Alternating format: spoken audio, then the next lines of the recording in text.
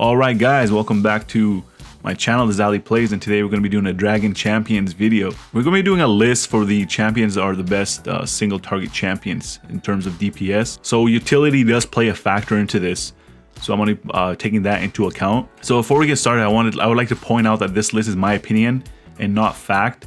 And if you have differing opinions, let me hear them down in the comment section. Also, if you would like to play Dragon Champions, be sure to use the link in the description. Using that link directly helps out this channel, and I really appreciate it if you guys do that. And now that we got that out of the way, let's get started. We'll be starting from the bottom to the top and giving reasons as to why the champion is ranked that way. Let's do this. So at number 11, we have Old Lore. So he's arguably one of the worst heroes in the game, so it would make sense for him to be ranked this low.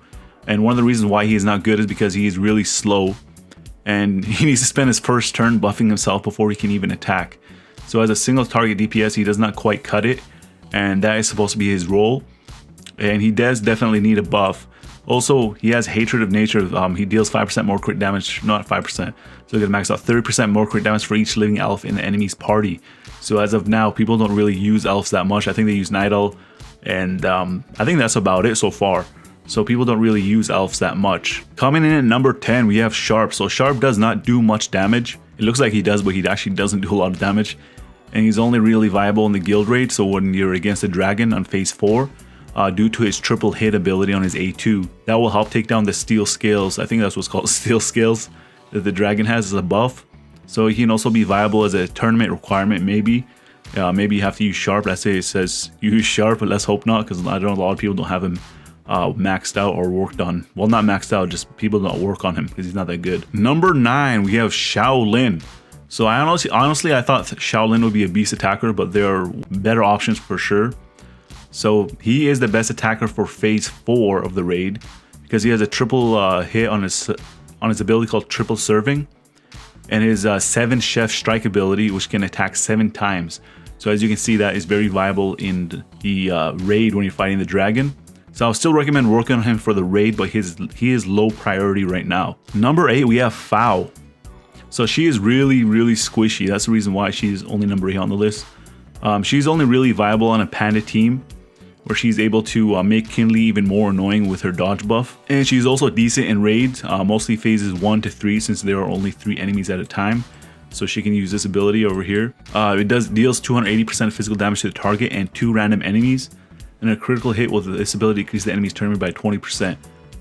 So that's where she is viable. So she is actually she's not a bad option for free-to-play players because she is very accessible. You actually are given this champion at the beginning of the game. So that's the reason why she's number 8 on my list. Number 7, we have Voyeur the Trickster. So his damage is not bad, but he relies too much on potency to be able to do a lot of damage. So his DPS will drop if he does not apply poison. And what makes things worse is he does not get any potency from gear levels. So I think he's a candidate for a buff for sure. And what I mean by gear levels is from here. So he does not get any potency from that. So you're going to have to rely on very good runes to make him viable. Number 6, we have Eric Shieldbreaker. So this guy has a very specific name. What's funny is that he's almost a support unit. He's very close to being a support unit. That's always hilarious. And yeah, he is capable of placing a debuff immunity. So that's his support. And armor increased to 4 allies for 2 turns. So keep in mind, this is when he's maxed out. This can come in handy against Solius in phase 1 of the raid because he applies AoE blind on your team. So why is Eric even on this list? Because he is one of the best heroes at breaking through shields, but he's just not as good as the heroes ahead of him on this list. But he is a very good option. Early game, probably not, but if you can get him high enough gear level, his abilities upgraded pretty good. He's a very good champion. So he's number 6 on my list. Number 5, Sergeant Pigwell. So arguably Eric could have taken Pigwell's spot, but I just cannot ignore the fact that this guy is actually capable of one-shotting the other DPS or healers when he is maxed out. So that is a big deal in games like these. And plus, he's one of the better goblins in the game. So he is capable of being a plug and play, but he really shines on a goblin team, as it increases his damage even further by 5% per goblin on the team. So that can be quite ridiculous further into the game. We just recently had a tournament where you actually had to have goblins on your team. So I was lucky enough to have this guy, okay, I guess, gear 6, that's okay. And yeah, I was doing a pretty good job in the tournament because of him. Number 4, we have Hera. So it actually hurts me placing Hera at only 4th because I currently use her. and she has one of the best faction-specific leader skills in the game, but her real damage can only be proven when she has at least 3 to 4 combo stacks on her.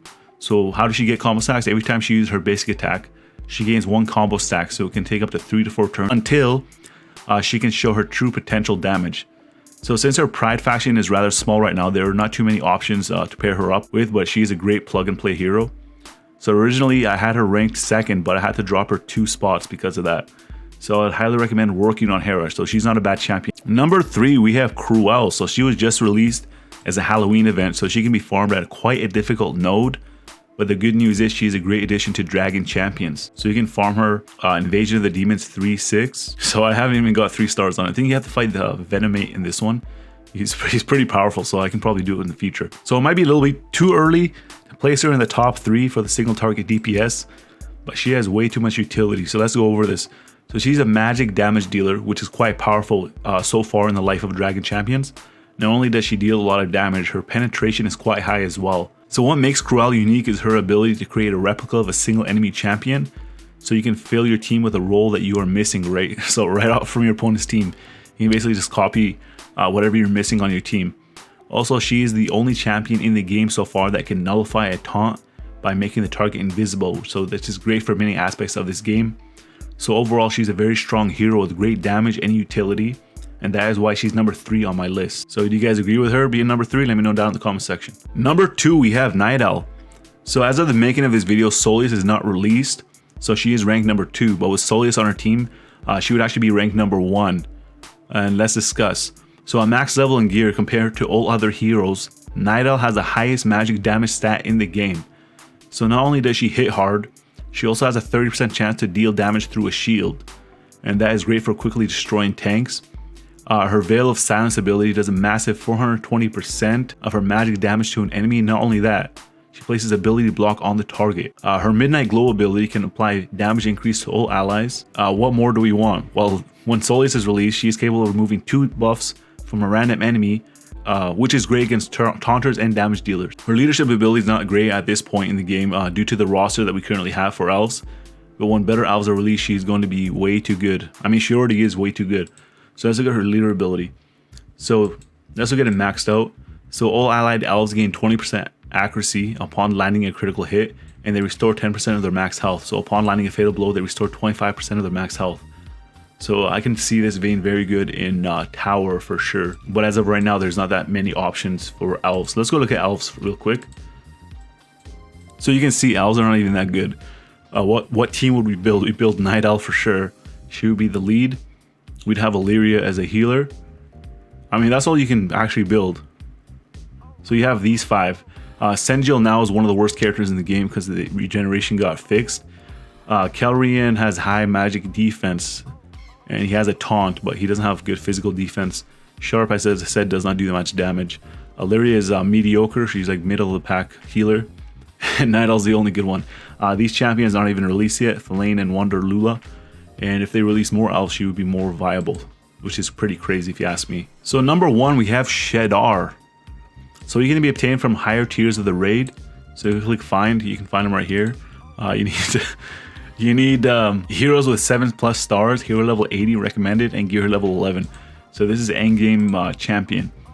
So most players will not have this hero for sure until they reach endgame. So he's a magic damage unit, which is pretty powerful in this game due to the lack of taunters with high magic defense.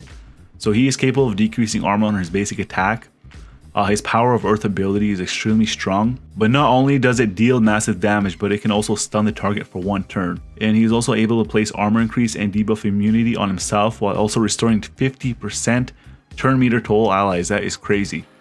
And that's not even the end of it. So he can also increase his damage further when he has demons in the party. Believe me, they are actually a good faction. And lastly, his leadership ability can grant all demon allies 20% lifesteal, which can alleviate the need for a healer. So I consider him the best single target DPS hero in the game, not only because of his damage, but also because of his utility that he brings along. So yeah, let's look at this. So they all gain, all allies demon gains, all, should say all allied demons, not all allies demons. They gain 20% lifesteal and a 30% chance to inflict slow for 2 turns while inflicting a debuff on the enemy. So let's look at what kind of demons we have. So we have the combo of Venomate and Hera. They're very good. You have best healer in the game right now is Zantara until Solius is released. And then you have Puncher Face. This guy just goes through tanks, man. So you can use Shadar, Puncher Face, Venomate, Hera, and Zantara. Or if you want, you can use a Taunter, you can use Mega Wheel, or just plug and play a different tank like Tromgar or something like that. So it's going to be a very, very powerful team. I like how this guy's named Buff. Anyway, that guy's not even out yet. So that is my list. That is my ranking for the best single target DPS champions in the game.